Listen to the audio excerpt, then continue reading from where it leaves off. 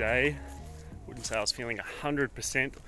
I'm here in Oslo. I've been here for a couple of weeks visiting family, but I want to take you through this short session that I'm doing today. Don't really feel like doing a long one. It's going to be a hill sprint session, and also I want to tell you about the goal that I have for this year, my big thing that I'm working towards with my training.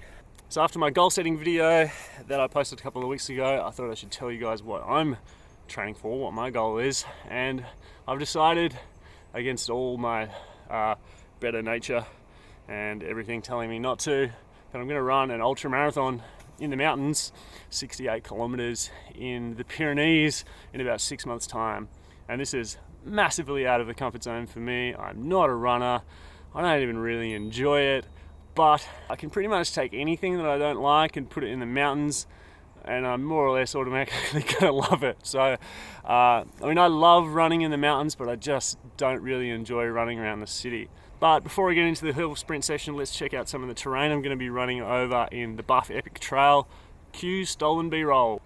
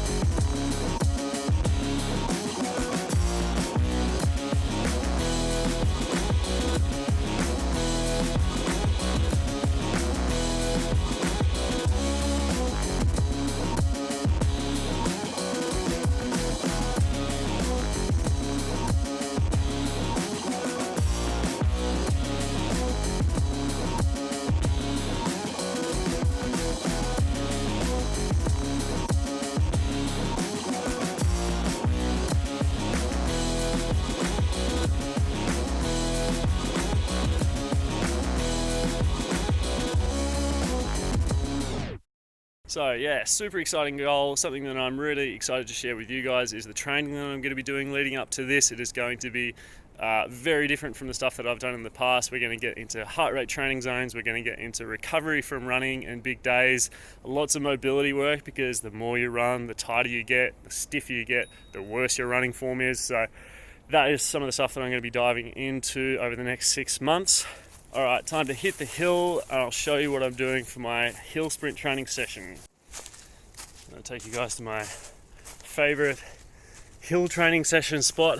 This one is perfect for me because it takes me 10 seconds to get to the top.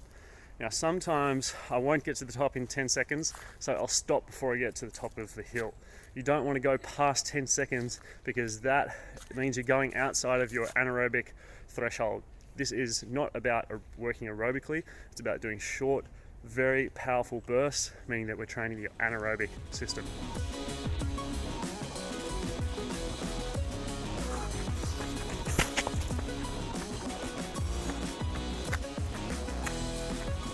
Just go as slow as you need to on the way down and catch your breath and try and really calm down your breathing.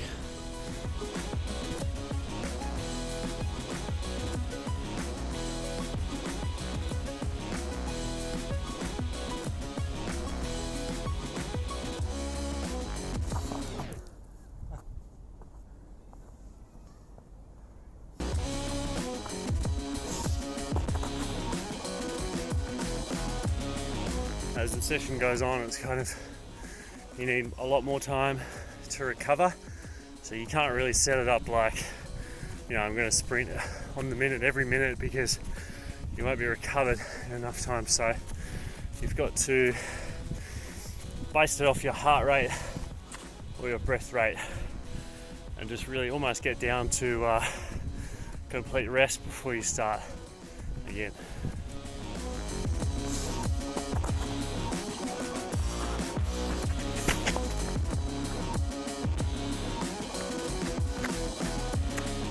So your lungs should really be burning and hurting, at least by the time you get to the 5th round or so.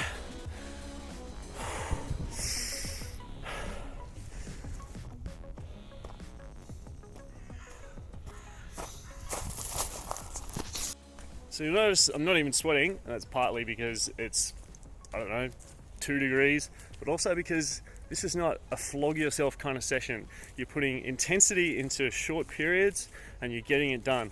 And that is the beauty of doing these short, sharp hill sprint sessions. They don't require a massive amount of time. You just put the effort in for that short burst, and it's really effective training. So that took exactly 20 minutes. So I did 10 sets of 10-second bursts. So that means I'm doing kind of one every 2 minutes roughly, but I mean, I had almost no rest on the first round because I recovered so quickly. But then as you go through these rounds, once you get up to 6, 7, 8, you have to stretch out that rest for a lot longer period. So it's a quick session. You don't have to work out for 2 hours every day. I mean, later on when I'm doing my longer sessions, I'm going to be working out for 2 hours every day probably. But this isn't rocket science, or it's nothing sort of groundbreaking. I think just about every marathon training program will have some sort of hill sprint phase in it, and definitely for a trail run or a mountain run like I'm doing, hill sprints are so important. Assholes. So it's like 2:30 in the afternoon and the sun's basically setting. That's classic Norway for you in winter. The sun basically comes up and just goes across the horizon and never really comes up. You get like 4 hours of daylight, so you got to make the most of it. One thing I will say though, even though this is a short session, it's only 20 minutes, you want to spend at least that amount of time in the warm-up. So this is a very power-driven, very explosive workout, and that is a surefire way to get injured if you haven't prepared your body properly for about 20 minutes beforehand. So lots of dynamic leg swings, moving through, opening the range of motion of the hips, opening the range of motion of the ankles, maybe some slow, steady, controlled squats, single leg step ups, that sort of thing to activate glutes, hamstrings, quads, glute medius, get those muscles active and ready to go and ready to work before you demand explosive power from them. Also doesn't hurt to do a quick 5-minute sort of steady state run beforehand. You guys might also be wondering what I'm going to be doing from a strength training perspective.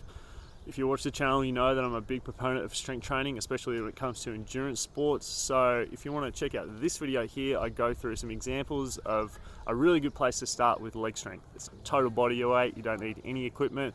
So go and check that video out. If you've got any questions, put them in the comments below. And if you got some value out of this video, I would hit the like button. Oh, and one more thing, you can follow me on Strava because I'm tracking all of the running workouts that I'm doing. That's about all for this video, guys. Thanks for watching. I'll see you on the summit.